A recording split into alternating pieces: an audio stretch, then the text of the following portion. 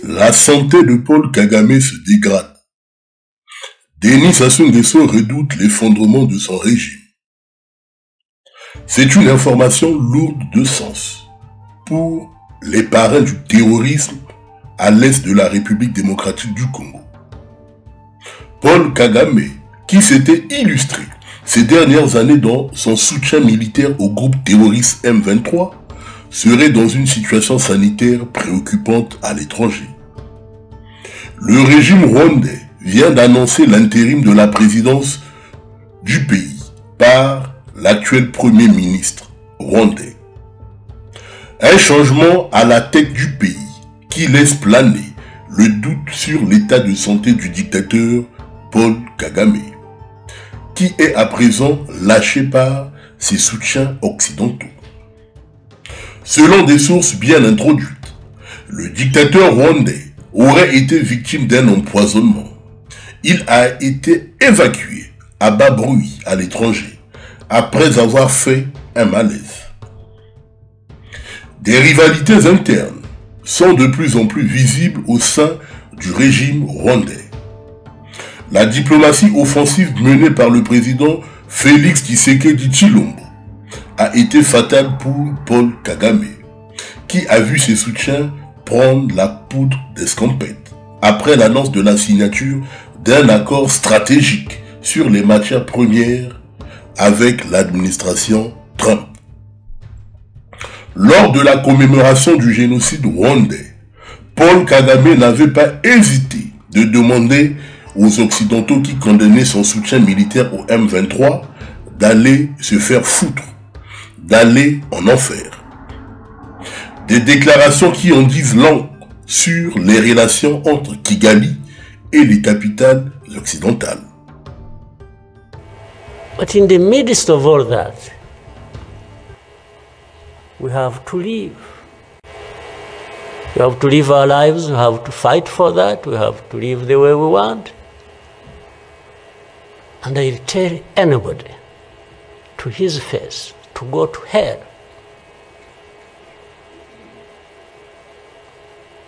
If anyone comes around and thinks they can, they come and say, hey, we're going to sanction you. To what? Go to hell. Just go to hell.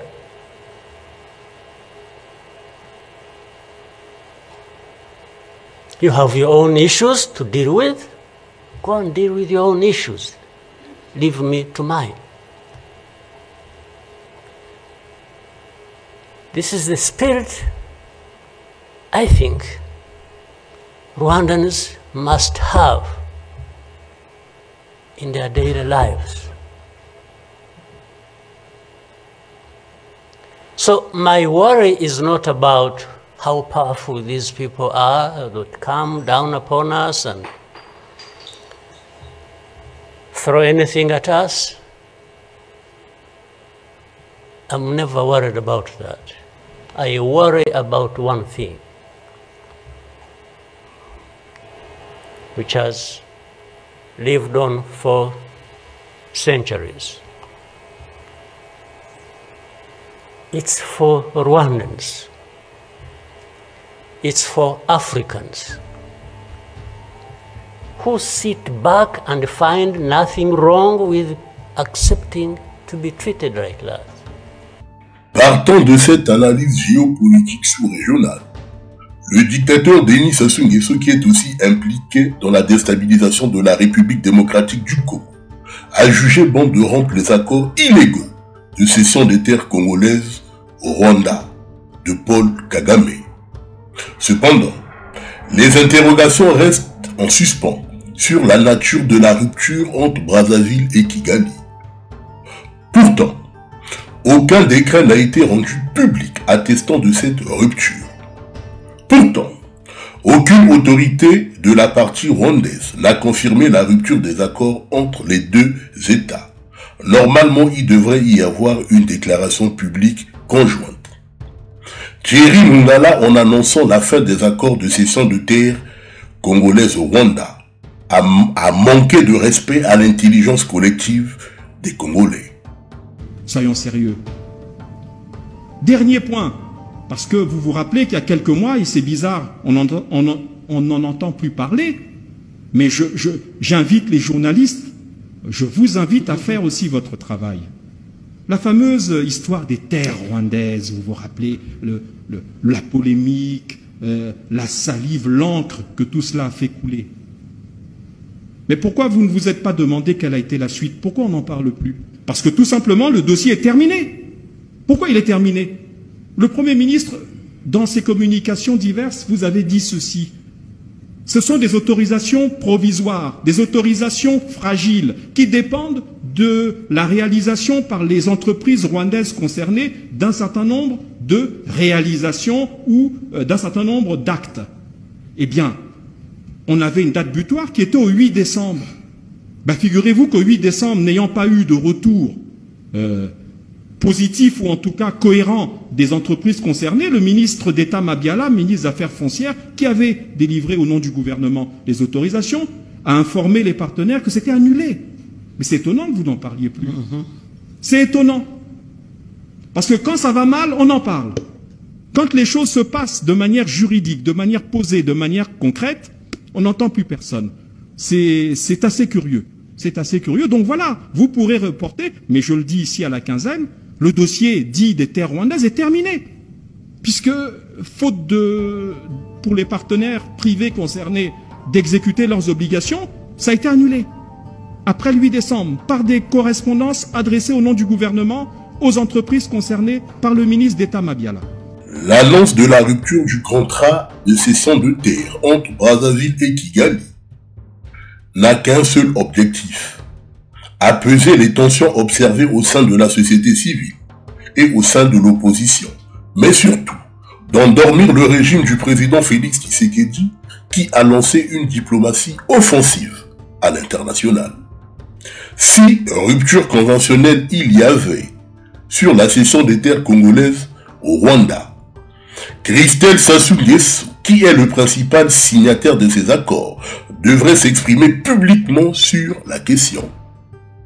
Les mensonges de Thierry Mongala sur la fin des accords de cession de terre avec le Rwanda a été passé au peigne fin par le président Clément Mirassa, qui n'a pas hésité de damer le pion aux déclarations fallacieuses du porte-parole du régime despotique congolais. Un fake news parce que pour le Rwanda, ça n'existe pas. Donc pour le Rwanda, il a encore des terres au Congo, il a acquis des terres au Congo.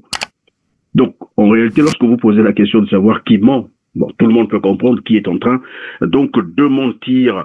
Bon, maintenant qu'on se retrouve devant une telle situation, pourquoi est-ce que le Congo n'organiserait-il pas une conférence de presse conjointe avec le Rwanda, comme il l'avait d'ailleurs fait à Kigali? Ils étaient à 2 conférences de presse conjointes pour annoncer un certain nombre de choses. Pourquoi n'organiserait-il pas une autre conférence de presse conjointe que les Congolais sachent, écoutent, suivent ce qui va se dire au cours de cette conférence si réellement ces accords ont été annulés? Parce que là, c'est le flou total.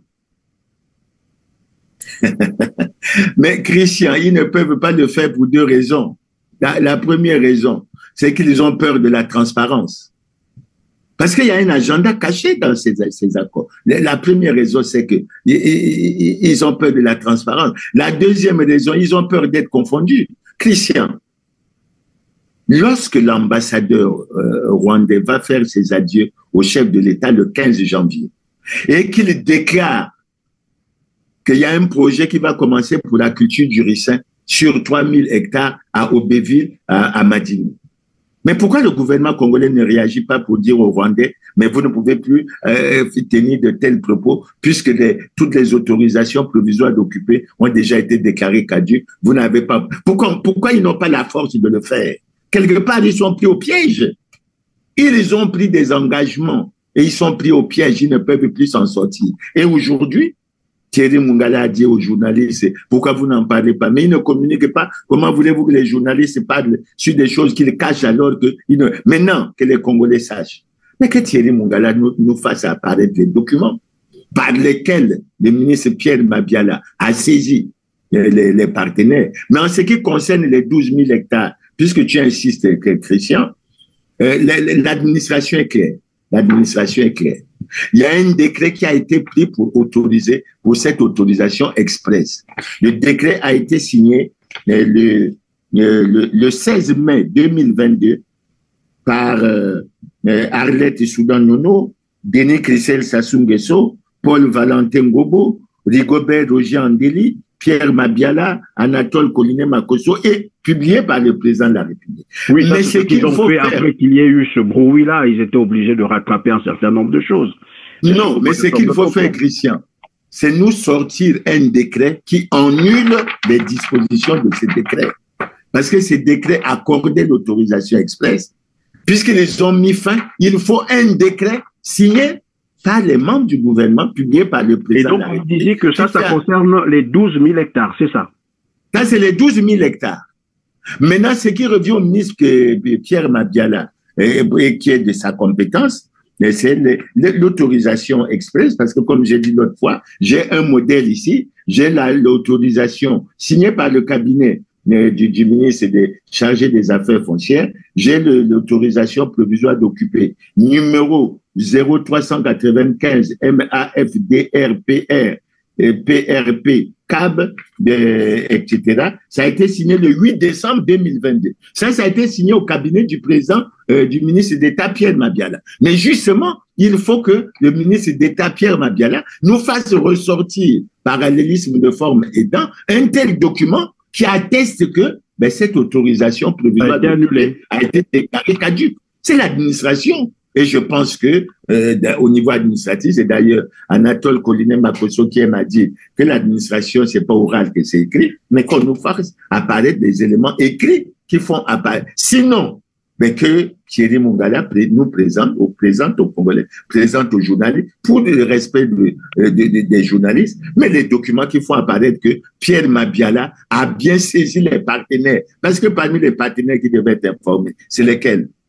Mais il y a déjà au niveau du Congo, il fallait que le ministre Denis Christel Sassou Nguesso en soit ampliataire. Il fallait que le premier ministre en soit ampliataire. Il fallait que le ministre des Finances également en soit ampliataire, que le ministre de l'Agriculture en soit ampliataire, que le ministre de l'Environnement en soit ampliataire. Au moins, ces éléments, on peut les avoir. Mais on constate de façon générale qu'ils sont dans le mensonge. Évidemment, mais tous ces documents devaient être accessibles à tous les Congolais, hein, et après, il faudrait qu'ils publient ça au journal officiel. Clément Mirassa. Les arguments avancés par le président Clément Mirassa est sans appel et ne souffrent d'aucune opacité au regard des éléments apportés. Comment peut-on annoncer la fin des accords anticonstitutionnels sur la cession des terres congolaises au Rwanda sans un décret publié au préalable dans un journal officiel? Thierry Mongala a cru faire le buzz en annonçant cette information, mais seulement il a sous-estimé l'intelligence collective du peuple congolais qui aspire à un changement, à une alternance politique à la tête du pays. Le régime du dictateur Denis Sassou Nguesso est fragilisé, mais maintenu par les réseaux maçonniques français et par les fossiles de la France-Afrique. Pour combien de temps encore? Nous vous invitons à vous abonner à notre chaîne YouTube, mais également à notre chaîne TikTok. Sur ce, nous vous souhaitons une excellente journée. Au revoir.